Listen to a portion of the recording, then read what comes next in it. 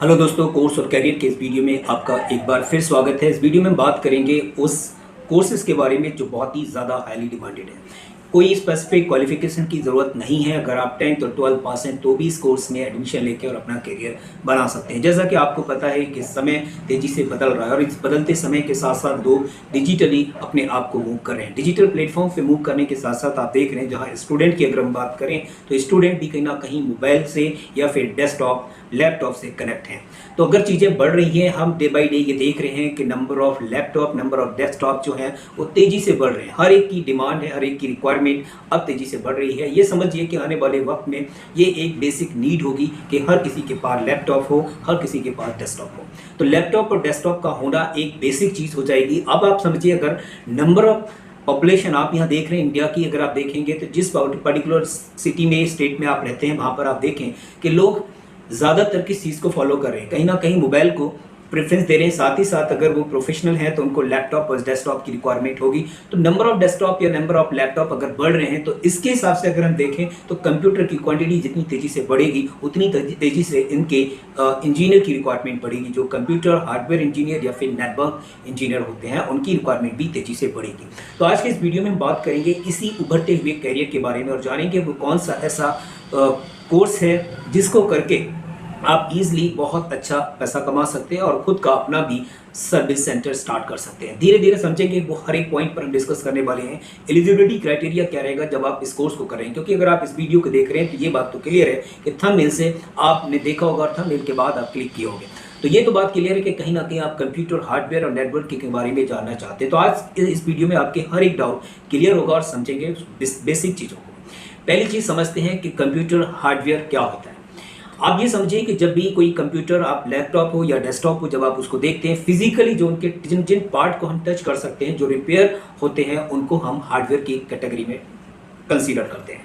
जैसे मान लीजिए अगर हम कंप्यूटर की बात करें, डेस्कटॉप की, तो डेस्कटॉप में आपने देखा होगा कि कई सारे पार्ट हैं जो इंपॉर्टेंट पार्ट होते हैं, उनकी रिपेयर करना, उनको असेंबल करना, ये सब पार्ट होता है एक हार्डवेयर इंजीनियर का। तो स्पेसिफिक हार्डवेयर जो इंजीनियर होते हैं उनको क्या करना होता है, कंप्यूटर में किसी भी पार्ट में अगर कोई कमी आ जाती है तो उसको रिप्लेस करना या उसको रिपेयर करना, या फिर हो सकता है कि चीज़ों को मतलब डिफरेंट पार्ट को लेकर और असेंबल करना, ये सारी चीज़ें होती हैं एक हार्डवेयर इंजीनियर की।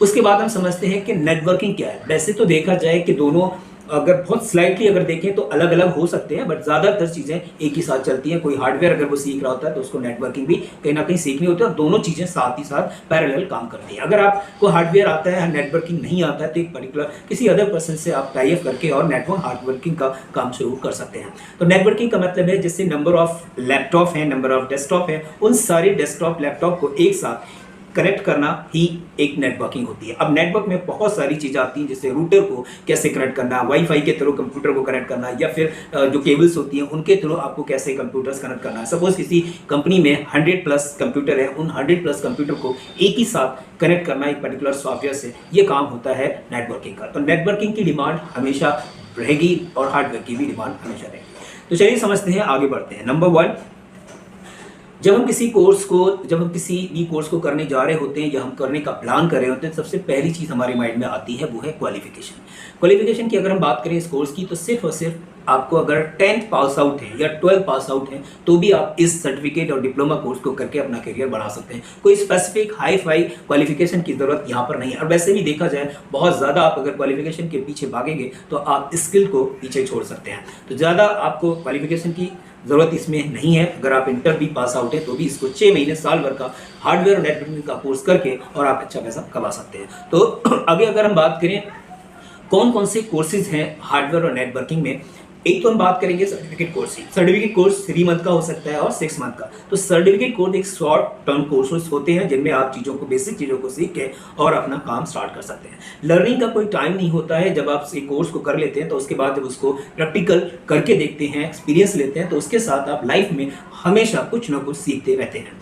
डिप्लोमा इन हार्डवेयर अगर हम बात करें डिप्लोमा की, तो हार्डवेयर एंड नेटवर्किंग में एक डिप्लोमा होता है जो 1 ईयर्स का होता है, या 6 मंथ का भी हम उसको कभी कभी डिप्लोमा कंसीडर कर लेते हैं। तो 1 और 2 ईयर्स का आपके डिप्लोमा होते हैं। कभी कभी हम बात कर रहे होते हैं एडवांस डिप्लोमा। तो advance diploma in hardware and networking में जो स्मॉल एडवांस जो डिप्लोमा होता है वो भी आप कर सकते हैं और उसमें हाई लेवल का जो लर्निंग है वो आप सीख सकते हैं। आगे अगर हम बात करें एडमिशन प्रोसेस की, तो याद रखेंगे ये कोई ऐसा स्पेसिफिक कोर्स नहीं है कि इसको करने के लिए आपको एक बहुत बड़ा एंट्रेंस देना होगा। अगर आप सर्टिफिकेट कोर्स करना चाह रहे हैं तो आप डायरेक्ट जाएं, इंस्टीट्यूट में विजिट करें और एडमिशन लें। उसके बाद अगर डिप्लोमा में एडमिशन लेना है तो आप भी डायरेक्ट ले सकते हैं, कोई स्पेसिफिक टेस्ट नहीं। हाँ, अगर आप डिग्री कोर्सेज के लिए जाते हैं तो इट में भी कुछ यूनिवर्सिटी कॉलेजेस हैं जहाँ पर आपको टेस्ट से फेस करना पड़े, वहाँ पर मेरिट भी हो सकती है, लेकिन जनरली अगर आप इंस्टीट्यूट में जाते हैं तो आपको डायरेक्ट एडमिशन मिल जाता है। फीस की अब बात करें, क्योंकि जब भी हम किसी कोर्स को करने का प्लान करते हैं तो जनरली हमारे माइंड में एक क्वेश्चन आता है कि फीस क्या होगी। देखिए, फीस के बारे में एग्जैक्ट कहना थोड़ा सा मुश्किल है। इट मे बी कि आप बार्गेनिंग कर सकते हैं, किसी इंस्टीट्यूट में जाते हैं, सर्टिफिकेट कोर्स आपको करना है, उन्होंने आपको 15 या 20,000 फीस बताई, आप उनसे बार्गेनिंग करके कुछ कम करा सकते हैं। तो ये चीज़ आप कर सकते हैं ईजिली वहाँ पर डिस्कस करके। दूसरा, अगर हम बात करें डिप्लोमा कोर्स की, तो डिप्लोमा कोर्स में भी 30 से 40,000 रुपये भी फीस हो सकती है, depend on the geographical area पे भी डिपेंड करता है कि किस जगह से आप उस कोर्स को कर रहे हैं। तो ये सारी चीज़ें आप करके देख सकते हैं। सैलरी की अगर हम बात करें तो सैलरी बिल्कुल फिक्स नहीं हो सकती बिल्कुल भी, क्योंकि डिपेंड करेगा कैंडिडेट पे और उसने किस यूनिवर्सिटी, कॉलेज या इंस्टीट्यूट से उस कोर्स को कितने अच्छे से किया है और वो चीज़ों को अच्छे से लर्न किया, उसने एग्जीक्यूट कर पा रहा है या नहीं। जियोग्राफिकल एरिया पे डिपेंड करता है कि आप किस पर्टिकुलर एरिया में जॉब देख रहे हैं। अगर मान लीजिए वहीं मेट्रो सिटी है तो जॉब आपकी अच्छी होगी, वहीं पर आपका स्मॉल टाउन है, कस्बा है, तो वहाँ पर आपकी सैलरी कम हो जाएगी। और हायर लिमिट की कोई कमी मतलब लिमिट नहीं होती है। आप ये मान के चलें हायर तो कुछ भी हो सकता है, मिनिमम आप मान के चलें कि अगर आप इन डिप्लोमा कोर्स को कर लेते हैं तो 3 लाख रुपए से स्टार्टिंग आपका हो जाता है जनरली। स्कोप की अगर हम बात करें, देखिए स्कोप बहुत वास्ट है, याद रखेंगे, जिस हम स्टार्टिंग में डिस्कस कर चुके हैं, स्कोप बहुत वास्ट है। स्कूल है, कॉलेजेस हैं और इनमें आप ज़रूरत होती है जनरली परमानेंट हार्डवेयर इंजीनियर की रिक्वायरमेंट होती है, नेटवर्किंग की रिक्वायरमेंट होती है, तो आप वहाँ पर उनका टाई अप कर सकते हैं, 1 ईयर्स का पैकेज बना के दे सकते हैं, वहाँ पर आपको काम मिल सकता है। इंस्टीट्यूट होते हैं, वहाँ पर आप देख सकते हैं, कंपनीज होती हैं, बड़ी बड़ी कंपनी जहाँ पर नंबर ऑफ कंप्यूटर हैं, वहाँ पर आप डिस्कस करके बात करके और पैकेजेस बना के आप दे सकते हैं पूरा सर्विस पैकेज। हाउस, घरों में आप स्मॉल जो ऑफिस हैं वहाँ पर भी आप जाके देख सकते हैं, जो उनके कंप्यूटर हैं जो ख़राब है उनकी रिपेयर करने के लिए, या फिर जो पार्ट्स हैं जो खराब हो चुके हैं उनको रिप्लेस करने के लिए भी आपको काम दे सकता है। तो ये 3 बेसिक चीज़ें अब हम जानेंगे कि कौन कौन सी चीज़ें आपको सीखनी होती हैं जब आप कंप्यूटर, हार्डवेयर और नेटवर्किंग का काम सीखने की प्लानिंग कर रहे होते हैं। तो पहली चीज़ तो याद रखनी है, सबसे पहला जो कॉन्सेप्ट रहता है वो understanding part of the computer. Computer के जो बेसिक पार्ट हैं उनको समझना, उनके अपने अपने जो टास्क होते हैं, उनकी अपनी अपनी रिस्पॉन्सिबिलिटी होती है, पता होना चाहिए कि इस पर्टिकुलर जो पार्ट है इस कंप्यूटर का, इसका क्या बेसिक काम है, वो आपको पता होना चाहिए। यूज़ ऑफ ऑल पार्ट्स, तो बिल्कुल आप अच्छे से समझिए कि हर पार्ट के क्या क्या अपने यूजेस हैं, किस तरीके से हम कंप्यूटर को असेंबल करते हैं। मान लीजिए आपको डिफरेंट पार्ट दे दिए जाए और आपसे कहा जाए आपको एक कंप्यूटर रेडी करना है, तो आपको क्या करना पड़ेगा, असेंबल करना होगा। किस तरीके से हम कंप्यूटर को रिपेयर करते हैं, ईजिली आप उसको डायग्नोस कर, उसकी प्रॉब्लम को डायग्नोस करें और उसको सॉर्ट आउट करें। बेसिक आपका काम होता है जनरली, जब आप धीरे धीरे काम कर रहे होते हैं तो आपका एक्सपीरियंस बढ़ता है, आप समझते हैं कि चीज़ों को कैसे हम डायग्नोस करेंगे और उस प्रॉब्लम को कैसे रिजॉल्व करेंगे।